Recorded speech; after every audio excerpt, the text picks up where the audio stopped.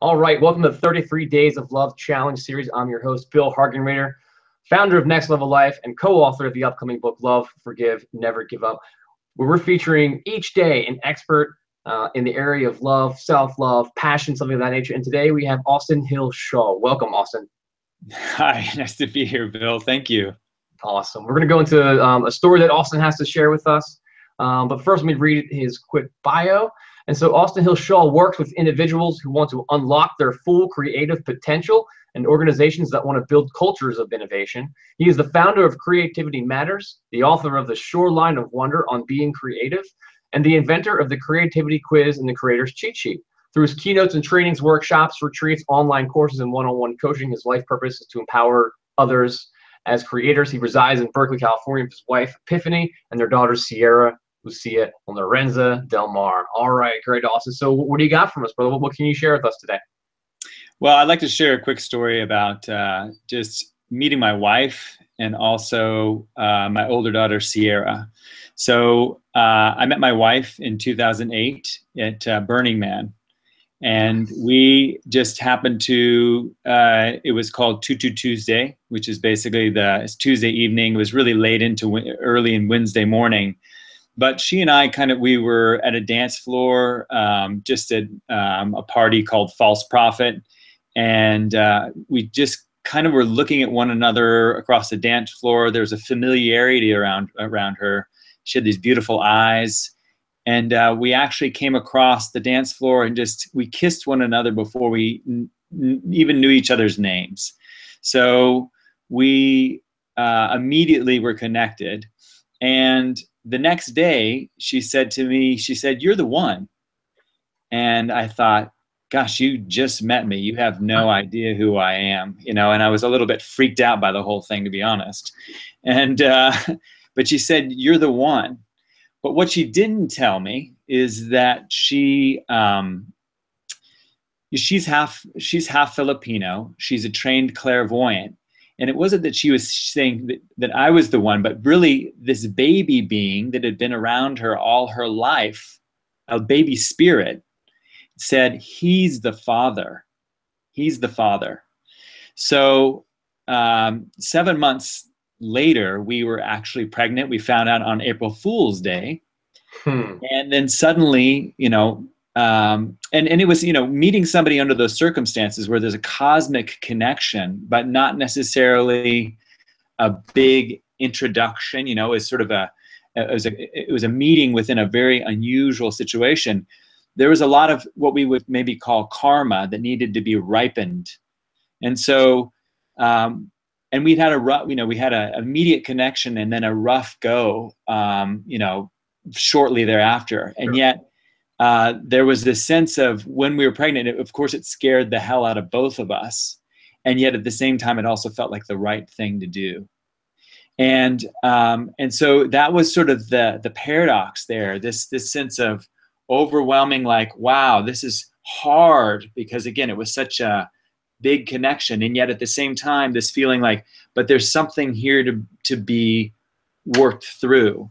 And so our daughter was born on December 20th 2009, and the pregnancy itself was quite again, it was like an initiation of this idea. And again, I kind of lived my life as a very individualized man. I lived in retreat centers. I loved rock climbing. I loved surfing. I loved doing my own guy thing. But I was sort of, again, more like a late 30s boy.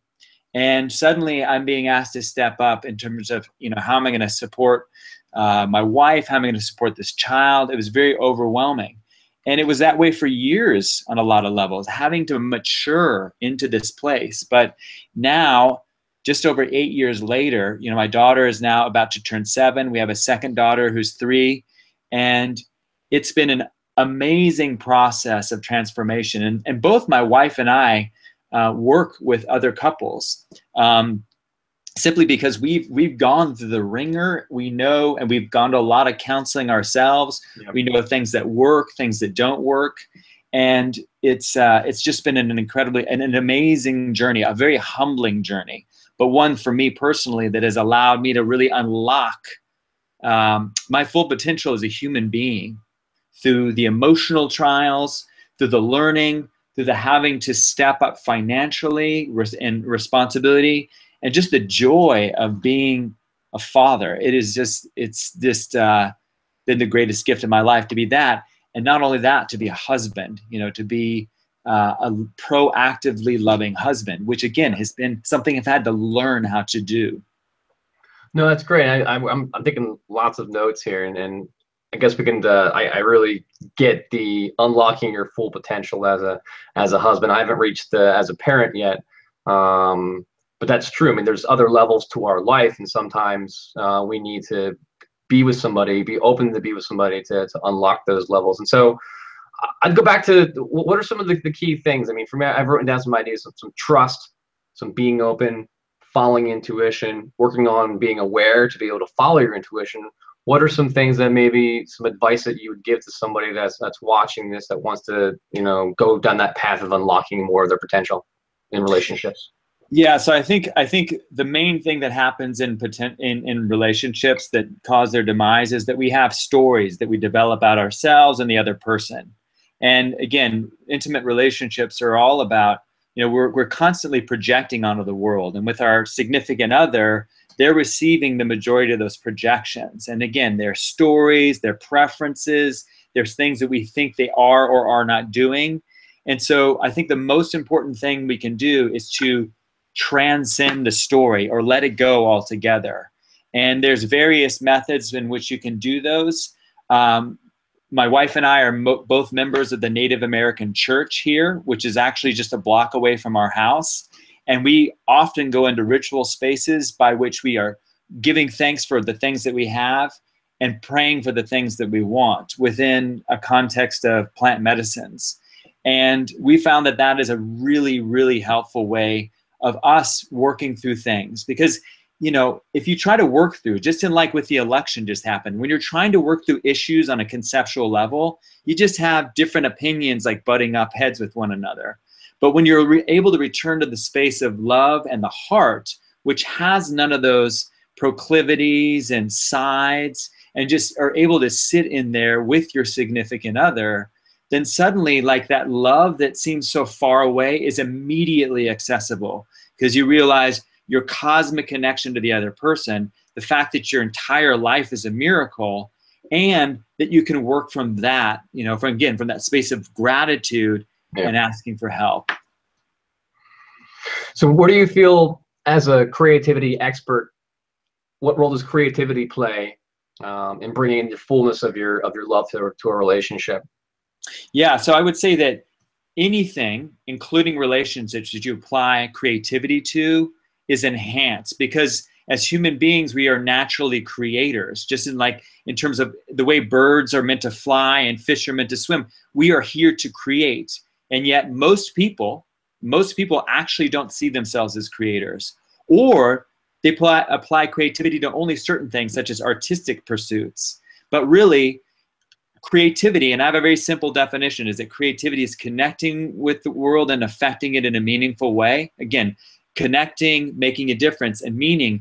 If you can look at how you can feel, the things you can do to feel more connected to your partner, the things you can do to actively make a difference in their life, which usually comes through serving them or helping them or asking them questions, what they need, giving physical touch, bringing gifts, those things that affect their lives and then again, bringing a sense of meaning. For us, it has a lot of things. For example, the cosmology of the Native American church, the idea of saying, hey, Creator, help me, and then also entering into ritual space. We also bring groups of people down to Peru in order so that we can also go work with shamans down there, because we believe so much in the value of setting intentions, entering into space together, and then again, emerging and then integrating the insights back into your life.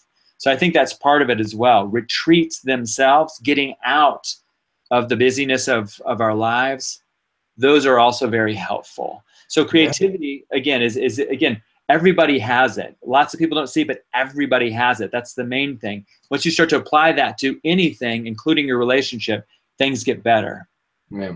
Well, awesome. So we're going to, for this 33 Days of Love Challenge series, we're keeping it shorter at about 10 minutes. So where can people find out more about you, and what might you have as a free giveaway or something? I know you have something, right? Yeah, certainly. For well, if you'd like, you can go to austinhillshaw.com, and there's opt-ins for different resources such as this, the Creator's Cheat Sheet, which actually has a whole section on how love, I don't know if you can see that, is an integral part of creativity. And so that's one way. We also have a Creativity Matters Plant Medicine Retreat that we do in June, where we bring groups of 10 people down, often couples, in order so that they can, again, work through the deepest healing that needs to be happening so that you can be in that space of love the majority of the time. And those are also can be found on that website there. So that's, and then of course the Shoreline of Wonder, the last chapter is all about how my daughter has helped me to step into the place of love with my wife and really kind of embrace the fullness of being a human. So all of those are resources for people out there. Well, I appreciate you sharing them. I appreciate you sharing your time. Thanks so much for being with us here today, brother.